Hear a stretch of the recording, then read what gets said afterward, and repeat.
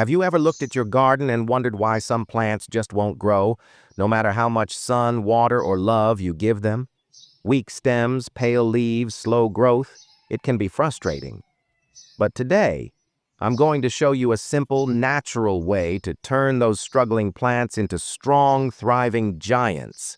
And the secret? It's a powder you probably already have in your kitchen: yeast. Stay with me to the end because I'll not only show you how to make it work, but also share some before and after results that might just change the way you garden forever. Yeast isn't just for baking bread. It's a powerhouse of nutrients that plants can benefit from too. It's rich in vitamin B, amino acids, and trace minerals that boost plant metabolism, root development, and overall vigor. When used correctly, yeast can help your plants grow faster, greener, and stronger. Here's how to make a simple yeast fertilizer at home. Take 1 teaspoon of dry yeast.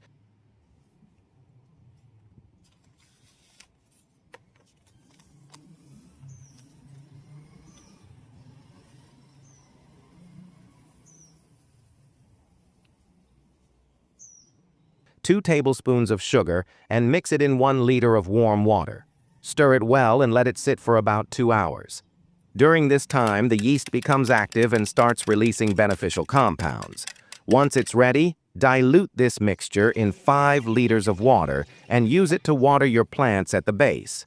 Do this once every 2 weeks. You'll start noticing results in just a few days. Leaves will look brighter, new shoots will emerge faster, and the plant's overall structure becomes sturdier. Why does this work? Yeast helps stimulate soil microbes, which in turn improve nutrient availability for the plant. This creates a healthy, living soil environment. It's especially helpful for seedlings, flowering plants, and even vegetables like tomatoes, peppers, and cucumbers. But remember, not all plants need the same amount.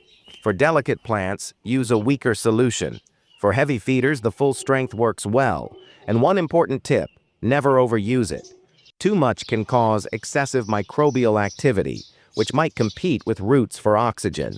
Once every 2 weeks is enough to see consistent results.